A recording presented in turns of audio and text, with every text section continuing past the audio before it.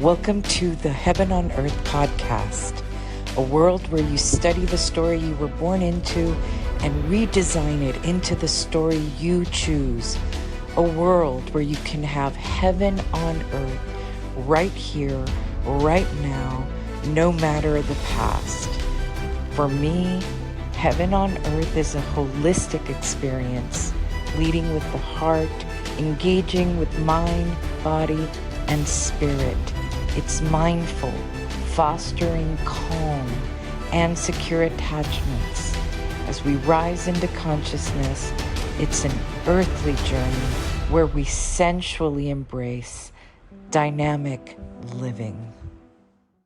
When my former partner was 16 years old, he finally stood up to his stepfather, a man who had beaten him and his mother for years. Up until that point, fear ruled the house. But at 16, something shifted. He realized, wait a minute, he was taller, he was stronger, and he was simply done with cruelty. One night, when he heard the abuse again, he stood up faithfully and powerfully. Confrontation was ugly. The abuser was not only not pleased, he raged. And the moment was terrifying, although he describes it as not remembering, because he probably dissociated. But it was also the beginning of freedom. And that, my loves, is exactly what humanity is going through right now. The old abuser, which is the way things have been done until now, for centuries, the systems of domination, of fear, of greed, and of cruelty are being confronted. And just like any abuse dynamic, the abuser thrashes hardest when their power is threatened. And that is what we are witnessing on the world stage. Welcome to the Heaven on Earth podcast. I'm Claudia Cauterucci, the podcast host, where psychotherapy meets spirituality. This isn't a religious podcast, but it is deeply spiritual. Here we explore through a psycho-spiritual lens, one that is a bridge for the mystical and the clinical, the visible and the invisible, the personal with the planetary. I use my signature truth. The all is in the small and the small is in the all. That means we start with the human, the psyche, the nervous system, the tender self, including my own healing journey. And then we expand with the same lens outward to humanity, to the collective nervous system, and to the planetary landscape itself. Because human is humanity. What happens inside of us is mirrored outside of us. This podcast exists to help us navigate and to make sense of the chaos of our times, the times you were born in and for, through multidimensional perspectives, clinical wisdom, ancestral memory, cosmic cycles, and the unseen forces that shape our lives as much as the visible ones. So take a breath. You've arrived in a space where healing yourself truly becomes healing the planet. Welcome to Heaven on Earth. And with that, let's return to what we're living right now. This confrontation with cruelty and this collective tower moment. We ask ourselves, why is it so cruel, so ugly, so relentless right now? Here's the truth. Cruelty is not new. It has always been there, hidden in the basements of our systems and not so hidden in our collective history. Public executions, witch burnings, slavery, endless memories of visible cruelty. What's happening now is that it's being exposed. Think of it as turning on a light in a dark basement. The rats scatter, the cobwebs reveal themselves, and it looks horrifying, cringy, traumatizing, but they were always there. Now we get to see it. From our multidimensional lens, and astrologically speaking, some of you know that this is Pluto moving into Aquarius, a time of great innovation, but also a time of great revolution. Now, sometimes when Pluto moves into the north node, it usually means that power comes down harder. When it moves into south node, what it means is that it's the power of the people rising. But if you don't speak astrology, hear it this way. We are in a time of great tectonic plates grinding. Old structures can no longer hold. It's unsustainable and they're cracking and it's not quiet and it's wobbly. Even the planet Earth as an entity is going through this growing pains. This is why we're seeing more fires, more water. There is a growing, and it doesn't look pretty and it's scary. Psychospiritually, it is the collective nervous system discharging centuries of trauma. When you've stored fear, domination for thousands of years, you don't just meditate it away. It has to rise, it has to rage and release. We talk about it a lot. This podcast isn't about emotionally bypassing or spiritually bypassing anything, even if it's called heaven on earth. In order for true healing to exist, all of these feelings have to pass through us and be released. And that goes for humanity. This is the purge before the healing. It's brutal, but it's also necessary. Why do I keep saying in the podcast, the tower is falling? If you get a deck of tarot cards, the tower card symbolizes the destruction, the falling, the collapse of something that didn't have a strong enough or clean enough. I like to use the word clean.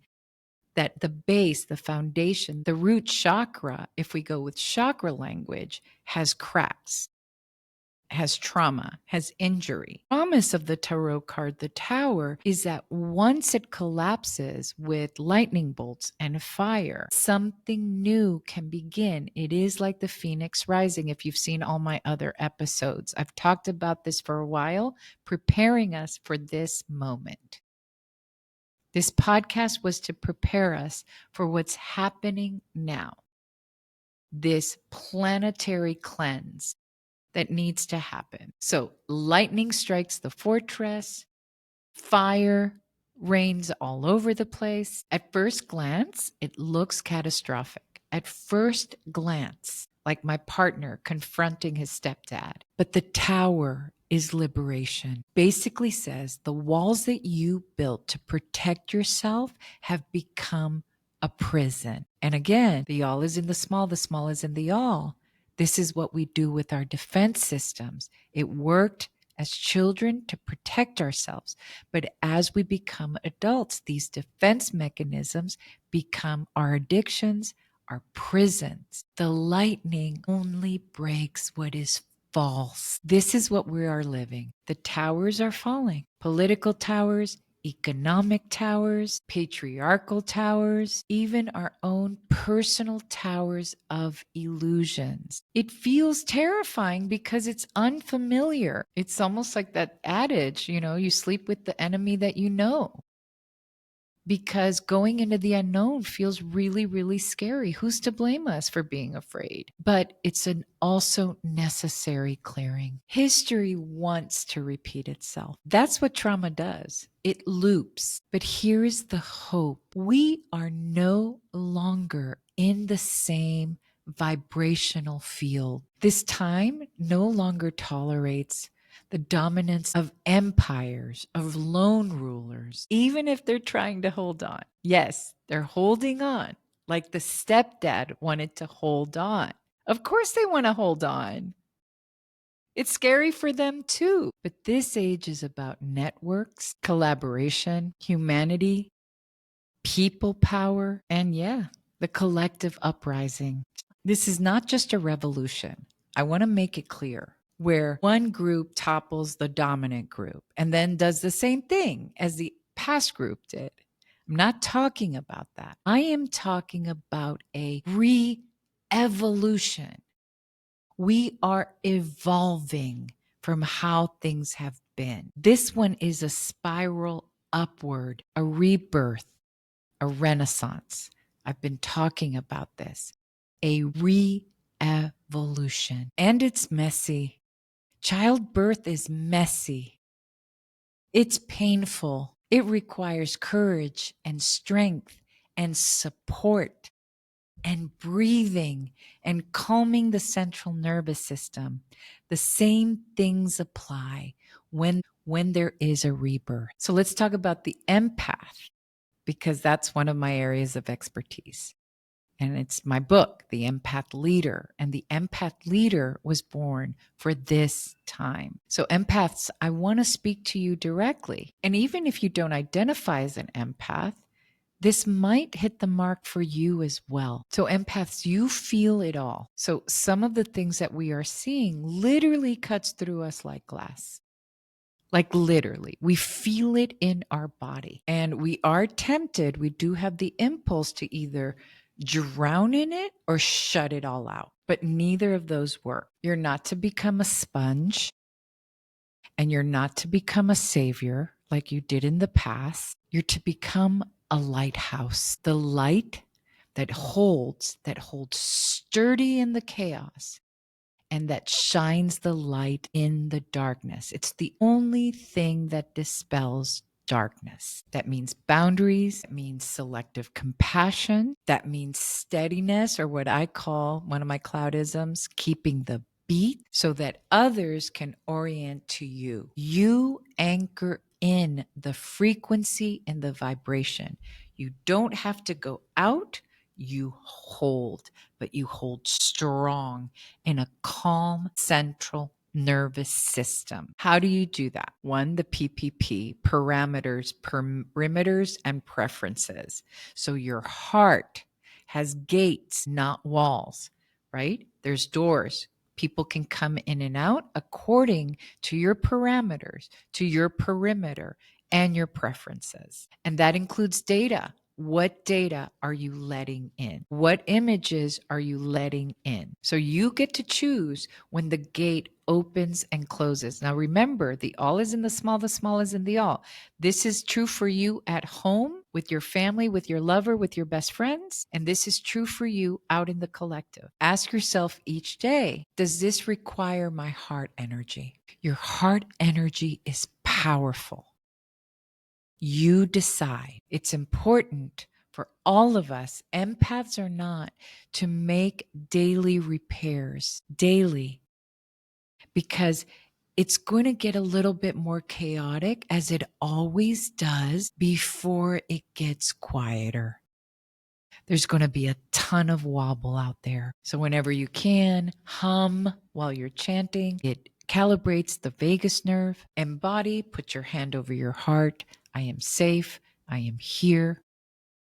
I am stable. Do not do it alone. We have help from people here on planet Earth and from the divine. We have a lot of help. Why do we do that? What is the empath leader's role? So if you're an empath leader, if you're an empath who's healing, if you're an empath in recovery, our role is pretty fierce. Now, don't get me wrong, it's always been fierce.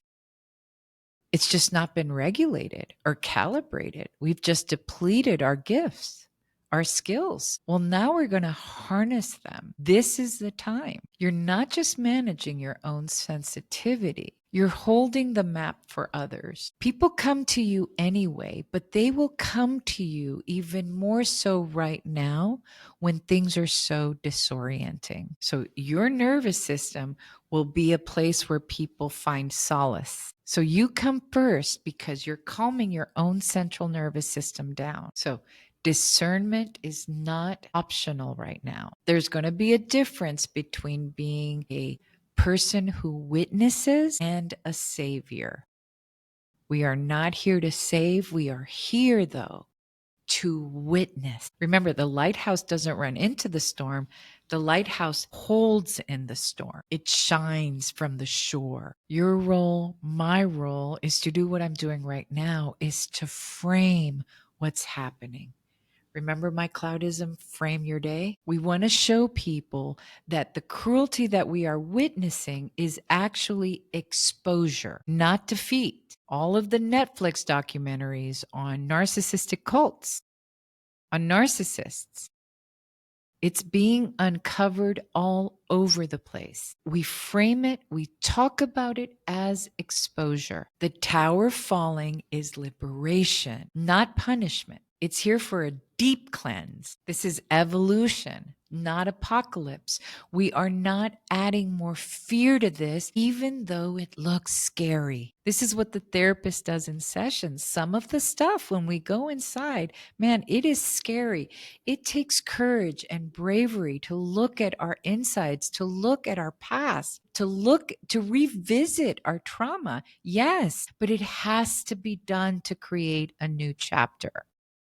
The same thing stands for this moment in evolution. For those of you who don't identify as empaths, your role is just as vital. This is a time to choose courage over familiar comfort. And what do we mean by that? Is to confront the cruelties in your own home, the cruelties in your neighborhood, your workplace, your community. We can start with the small.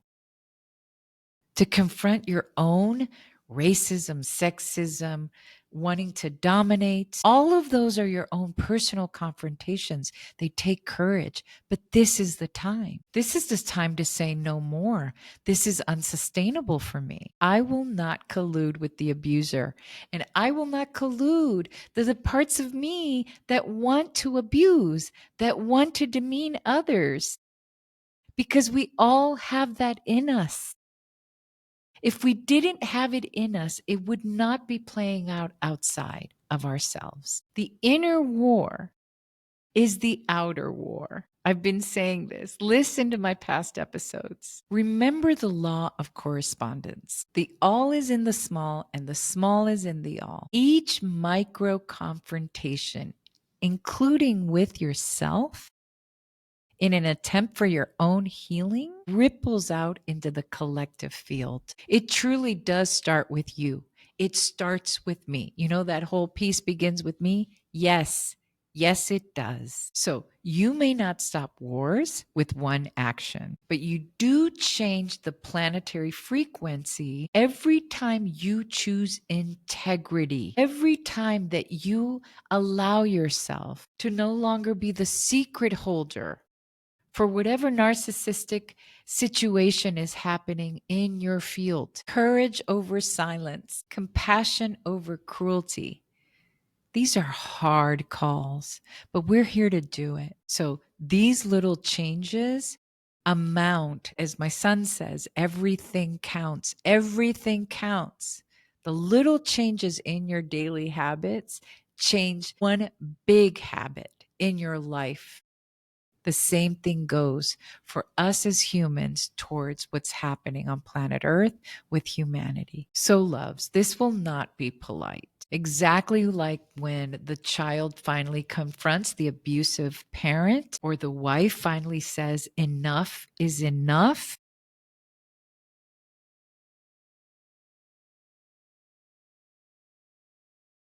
There's going to be rage. There's going to be denial. There's going to be thrashing. There's going to be smear campaigns. This is what happens under or inside a narcissistic system.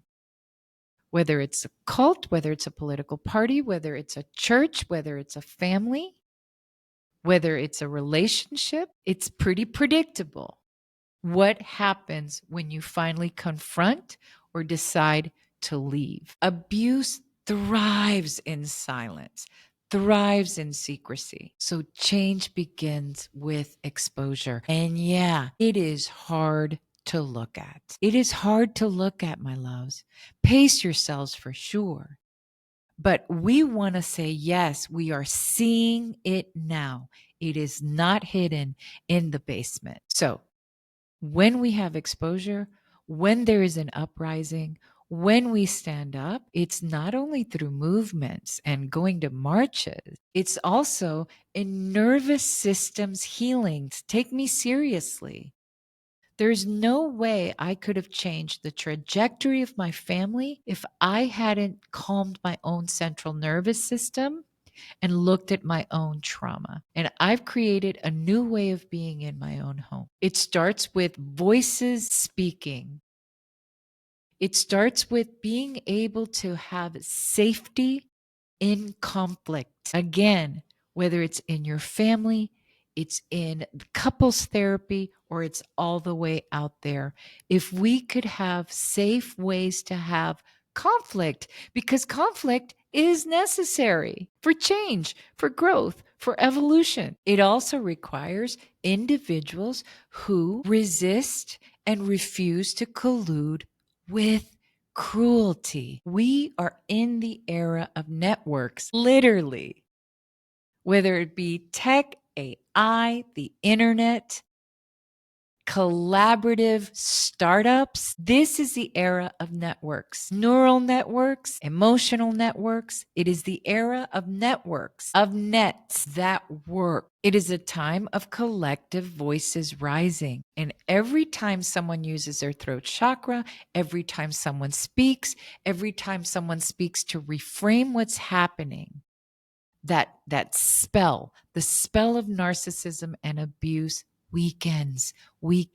History will not repeat itself because today we're all connected through the internet. We can all see it from one side of the globe to the other. We can seek help. We have YouTube University. We have Google. We have all of that where we can find places of support and help, where we can find guidelines. History will not repeat itself. So when we witness cruelty right now, it is not proof that there is defeat. It is proof that confrontation is underway. It is proof that something is happening. We want to see it to confront it. So let's talk about some practical guidance, because this podcast is always about practical guidance. We don't just keep it in the theoretical world, okay? So what to do during this time when we're getting exposed to so much, when it's feeling so wobbly and scary? The first thing is to see it clearly. Do not look away. And what I mean by that isn't, if this is re-traumatizing for you, definitely take care of yourself. What I mean is to see it clearly in that this is a moment of being able to see what has gone terribly wrong. We're going to frame it as that. We don't want it to hide anymore. We don't want it to be secret. We want to see it. And it's brutal, but we're going to name it. Naming is a meditation. Naming breaks the spell. So when facing narcissism or abuse of power, clarity is the first act of defiance. Think of it, even in a narcissistic home or in a cult setting, when you all of a sudden have that sense of clarity, that's your first act of defiance. It's a gift because that's where it all begins. Number 2, have a plan. Everyone, have a plan. So we don't walk into the storm without preparation. When you are supporting people who've had domestic abuse, you tell them, have a plan. Know the shelter to go to. Know where you're going to put the kids in school. Just know, maybe save weekly, so that if it gets bad one night, like what happened to my partner, you know where you're going. You have a plan. Create one with detail. You don't have to share it with anyone. Know where your safe places are, the friends or communities of like-minded people who can bolster your courage, places where you can admit fear, vulnerability, without the fear of being judged. And really important is identify your sanctuary, whether it's your home or another place. You need a place to retreat and truly rest from what's going to get probably more chaotic out there. And I talk about this a lot with empaths. It is no joke. This is not a luxury, that to have your home be a place of rest, a place of beauty. Organize it, clean it, pace what you're watching on the news, what you're watching on TV. Pace it. Your home is a sanctuary for you, or find a place that you can go that feels like one. As always, gather your tools. We need tools during all times on any road trip.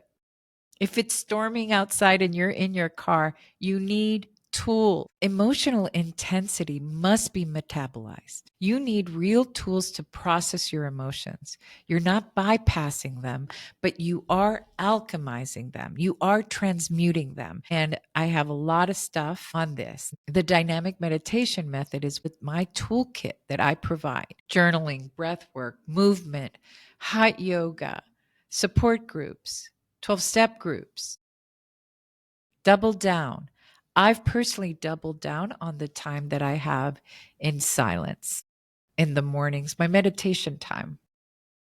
And I've just been listening more and more and more to keep my mindset very, very, very clean during these times, because I have to be the lighthouse to many. I invite you to do the same thing. Double down on your tools. Some moments require it more. Remember, this isn't a luxury. This is what these times need. If we don't have a bunch of people with triggered spastic nervous systems, which is why what's happening in the episode about the era of emotions, I talk about this.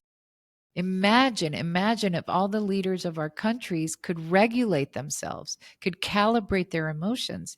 They would not have constant impulsive reactions to everything. This is not woo, it's not just therapy. It's what keeps humanity going, not destruction, based on impulsive triggers. That leads me to calming your central nervous system. And this isn't only for you, it's for the ripple effect on others. It is leadership. I talk about it in the Empath Leader book. This is leadership. This is sound and safe parenting. This is a safe adult. This is a safe president, one who calms their central nervous system. A calm central nervous system establishes by default safety inside ourselves and out there. When the subway goes dark, who do you want? You want the person who has a calm central nervous system and can provide guidance and leadership as the subway is all dark. The person who finds a solution because they are calm, not one who's spastically reacting to triggers and needing to dominate. So let's talk about triggers. The way that I teach it is thank you, triggers. We say yes to triggers in this way. Hear me out. We will be triggered. We will see things that are happening that are very unfamiliar, that we don't know, that leads us into uncertainty. And we will be triggered. We will be ancestrally triggered. What's happening out there is going to trigger all of our ancestries: religious, ethnic, racial, economic. Bam, bam, bam, bam, bam. We do not resist them. We say thank you. We say yes. We notice them because those triggers show in us what still needs to be healing. That's what psychedelic journeys do. That's what a relationship does. It actually serves as portals to our triggering. And then we're like, oh, instead of reacting and causing more trauma, we clean it up. We heal. We go to therapy. Remember my mantra: history will not repeat itself. Why? Because I handled my trigger. I repaired in my family, in my tribe, in my nation. We are a more conscious, more awake, more aware humanity. We have had decades of healing work. It's one of the gifts that the pandemic brought. There's been an explosion of trauma, yes, but also explosions of healing modalities, of people talking about their healing. That's all in the book, The Empath Leader. So part of healing is seeing the good. It's what we call post-traumatic growth. We see the good in our wounds because we know how to heal them. And now there are so many modalities, we have no excuse, from whether it's medication all the way through meditation. There's so much out there now. We are not a deer in headlights. We are not in the 90s. We are not in the 1960s. We are not a deer in headlights. And there's way more people who want a healed world, a better world. And now we know because we're connected through the internet. We know through the 1930s, the 1950s, the 1960s, through centuries of cruelty and abuse, where it can take us as a humanity. We know. So repeat after me. History will not repeat itself because knowledge is power. So let's keep going. Safeguard yourself. You cannot take it all in. Curate it. Find a way to not take all the news in. You will be flooded, whether you're an empath or a human. Protect your heart.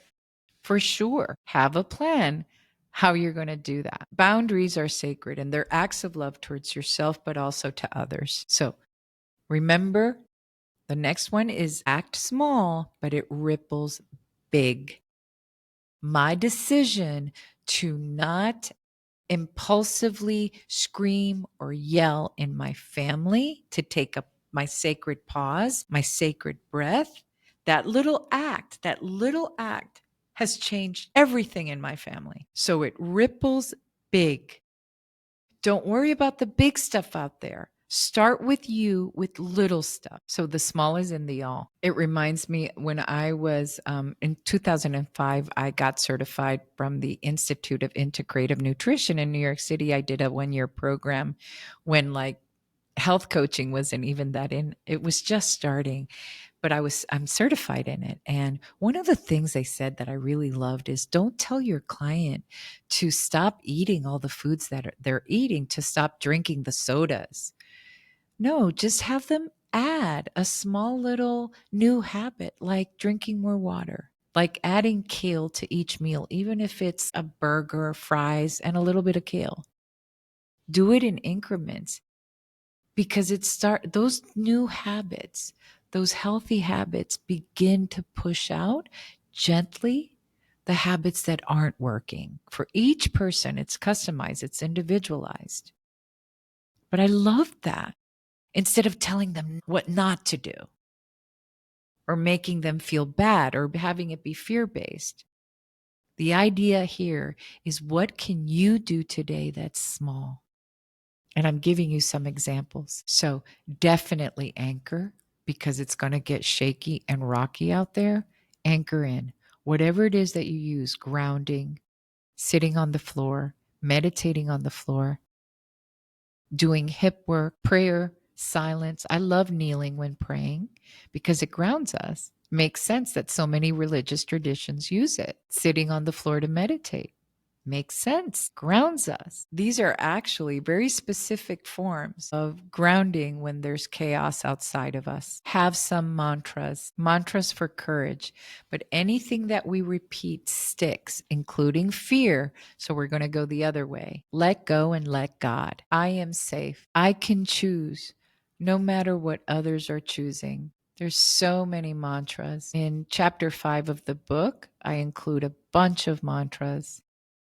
But create your own that feels like it sits. Sometimes people use scripture. 12-step programs are full of mantras, one day at a time. Let go and let God. If you have the courage, speak and stand. Silence colludes. Don't do it without support, though. So whispers of truth cracks the walls of the tower. So remember, every time we name something, it weakens. It weakens the spell. That's how it starts in narcissistic families and in narcissistic systems like cults. If there's one person who slowly has the courage to see things clearly and then start naming them, even if you're just naming it for yourself. So yeah, my loves, it's going to get rockier before it gets better. That's pretty much in all therapy sessions, in all forms of individuation, in group systems. It gets a little uglier before it gets calmer or better. But at least now we know. We know to have a plan. We know to have tools. Like, not joking, look for your support systems. Have your plan. Plan A, plan B, plan C. Talk about it with your family. Talk about it with your friends. Share this podcast. I'm going to be putting a lot of content out right now using the all is in the small is in the all, because it's no different from when you're living inside a family system that is dominated by someone who wants to be the sole dominator and is narcissistic or abusive. It will divide people. We're going to see that. We're going to see a lot of division. So just like when the child decides to confront or the spouse decides to confront or leave, because we can leave too. That's a form of protest. But when those things happen, there is more fear, and fear is contagious, and the abuser fights back. The house shakes. Our nation will shake. But what I am inviting you to do with this podcast is to notice it as the cycle beginning to break. These are the signs that a great disruption is happening. So what do the towers falling mean? It means that we have to be in place. It means that we have to be internally prepared to create new ones. This podcast since 2023 has been all about doing that for these moments. We don't want towers of domination anymore. We want communities that are connecting. We want families that are connecting. We want conflict within the rules of safety. We want coherence, not cruelty. So whether you're an empath who feels deeply, or whether you're a human who's experiencing all these things and needs some guidance, some structure, and maybe with what you're doing in your own life, you are establishing a new norm for what can be done. Choosing courage in your own life, like adding kale or more water. Remember, the all is in the small, and the small is in the all. And I want to remind you that my book, The Empath Leader, you'll find a lot there about these times. And you don't have to identify as an empath for the book to really offer you a framework of what's happening during these times and what you can do individually. And I have another book coming out in November, and it's called Healing from Narcissistic Abuse. And I do the same exact thing. I co-wrote it with someone who is a survivor of very, very compelling relationship of narcissistic abuse. And I add clinical commentary, but I do it in this exact style, which is the all is in the small. I compare it to what happens in cultures, in groups, because we are seeing it live. So those two books will be very, very helpful. The Empath Leaders on Audible, in case that's a better way for you to absorb information. So together they remind us that we can heal, that we can evolve, but that there's some massive uprising, revolt, ugliness that happens before we jump into evolution. Remember, this is a re-evolution, what I call the dynamic re-evolution. We're in the throes of it. We are at the beginning of it. It's going to last a few years, folks. It's going to last a few years. So let's double down. Let's hunker down. Let's go inside. Let's do this work and establish new norms and be prepared for the rocky boat. This is doable. History will not repeat itself. So please engage. Engage like it's activism. Share, like, write a review. This is what I created this podcast for, what I wrote the books. I'm not even a writer, but I wrote these books for this moment in time. Let's join together to create a new vision, a new norm. It's not even new. Humanity has wanted this forever, but what's happening now is that there's more of us under the bell curve. This was a small movement that began decades ago. Humanity is ready to heal, just ready. And now that we are more interconnected, that we can see each other, we could tip it all forward. And you who are here with me right now, we're doing it. If you're watching this, if you're listening to this, we're already doing it. Thank you. And again, engaging is activism. So please subscribe, share, like, review. Let's blow a kiss to the algorithms so that this can just get out there and out there and out there and out there. Let's anchor in our new way of being humans. Thank you.